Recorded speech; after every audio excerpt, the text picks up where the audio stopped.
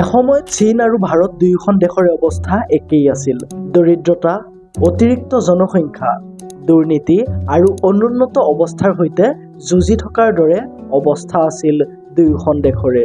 কিন্তু আজি চীনক বিশ্বৰ মহাশক্তি হিচাপে স্বীকৃতি দিয়া হয়, আনহাতে ভাৰতক এতিয়াও উন্নয়নশীল ৰাষ্ট্ৰ বুলি কোৱা হয়। ভাৰতে কোনখিনিত ভুল কৰিলে, কিয় ভাৰত পিছত ৰৈ গ'ল, তাতোকৈ মেইন কথাটো হ'ল যে আমি ইয়াৰ বাবে কি কৰিব পাৰোঁ।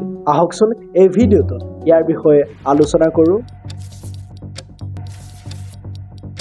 1950 আৰু 60ৰ দশকত চীন আৰু ভাৰত প্ৰায় একে স্তৰতে আছিল। দুয়োখন দেশেই উপনিৱেশীকৰণ আৰু আভ্যন্তৰীণ সংগ্ৰামৰ পৰা আঁতৰি নিজকে ভালকৈ গঢ়াৰ আৰম্ভণি কৰি আছিল।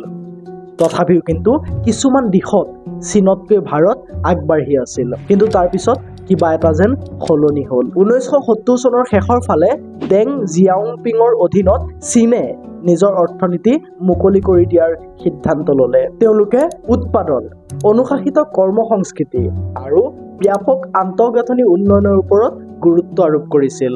তেওঁলোকে সুপৰিকল্পিতভাৱে চহৰ নিৰ্মাণ কৰিছিল, প্ৰযুক্তিত বেছিকৈ বিনিয়োগ কৰিছিল আৰু আটাইতকৈ গুৰুত্বপূৰ্ণ কথাটো হ'ল তেওঁলোকৰ যুৱক-যুৱতীসকলক শক্তিশালী কৰিছিল। চীনে তেওঁলোকৰ যুৱক-যুৱতীসকলক মাত্ৰ সপোন দেখিবলৈ শিকোৱা নাছিল, সেইবোৰ কেনেকৈ বাস্তৱায়িত কৰিব পাৰি তাৰ বিষয়েও শিকাইছিল।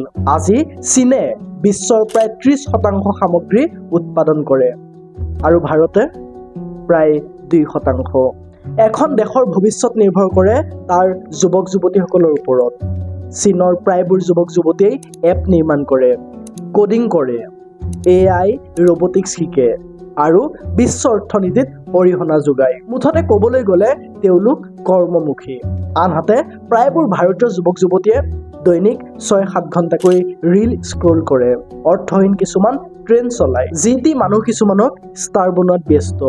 আচলতে এনেবোৰ ডিষ্ট্ৰেকশ্যন এই নৱপ্ৰজন্মৰ সময়, সৃষ্টিশীলতাক শেষ কৰি পেলায় আৰু আমি ইয়াক ৰিলেক্সেশ্যনৰ নামত ঋণাত্মকভাৱে ব্যৱহাৰ কৰি আছোঁ। এই ক্ষেত্ৰত কিন্তু আমি দক্ষিণ কোৰিয়াক আদৰ্শ হিচাপে চাব পাৰোঁ। এখন সৰু দেশ য'ত কোনো প্ৰাকৃতিক সম্পদ নাই, কিন্তু ইলেক্ট্ৰনিক্স, কাৰ্ছ আৰু সংস্কৃতিৰ ক্ষেত্ৰত ই বিশ্বৰ আগশাৰীৰ দেশ। কিয়? কেনেকৈ? কাৰণ তেওঁলোকৰ যুৱক-যুৱতীসকল ফ'কাছড, প্ৰশিক্ষিত আৰু প্ৰতিযোগিতামূলক। জাপান, জাৰ্মানী আৰু এতিয়া ভিয়েটনামৰ ক্ষেত্ৰতো একেই কথা। ভাৰতত সকলো আছে, কিন্তু ইয়াত এটা বস্তুৰ অভাৱ, ফ'কাছ। ভাৰতত বিশ্বৰ সকলোতকৈ বেছি মেধাৱী যুৱক-যুৱতী আছে। পৃথিৱীৰ প্ৰায় সকলো ডাঙৰ ডাঙৰ কোম্পানীৰে CEOবোৰ ভাৰতীয়। ভাৰতে নাছাৰ 10 ভাগৰ 1 ভাগ খৰচেৰে ৰকেট নিক্ষেপ কৰি দেখাইছে। আমাৰ ইঞ্জিনিয়াৰবোৰে চিলিকন ভেলীৰ কোম্পানীসমূহৰ নেতৃত্ব দিছে। আমাৰ চিকিৎসকসকলে সমগ্ৰ বিশ্বতে সেৱা আগবঢ়াইছে। আমাৰ প্ৰতিভা আছে, কিন্তু আমাৰ অনুশাসন নাই।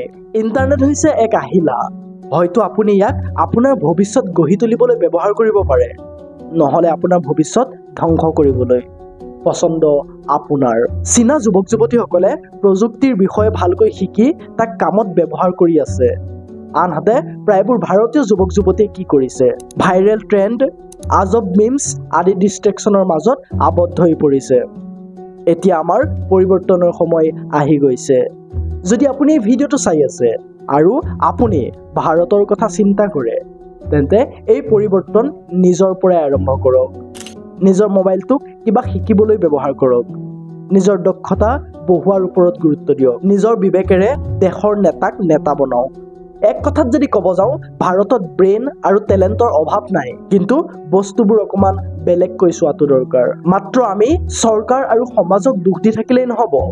পৰিৱৰ্তন কৰিব হ'লে নিজৰ পৰাই আৰম্ভ কৰক। আচলতে এখন দেশৰ যুৱক-যুৱতীসকল দেশখনৰ ভৱিষ্যত নহয়, তেওঁলোক হৈছে বৰ্তমান, আৰু বৰ্তমানে ভৱিষ্যত নিৰ্ধাৰণ কৰে। That's it for today. আপুনি এই বিষয়ে কি ভাবে বাৰু?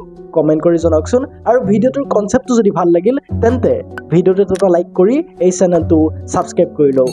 এই ভিডিঅ'টো শেষলৈকে চোৱাৰ বাবে আপোনাক বহুত বহুত ধন্যবাদ। লগ পাম এটা নতুন ভিডিঅ'ৰ সৈতে। জয় আই অসম।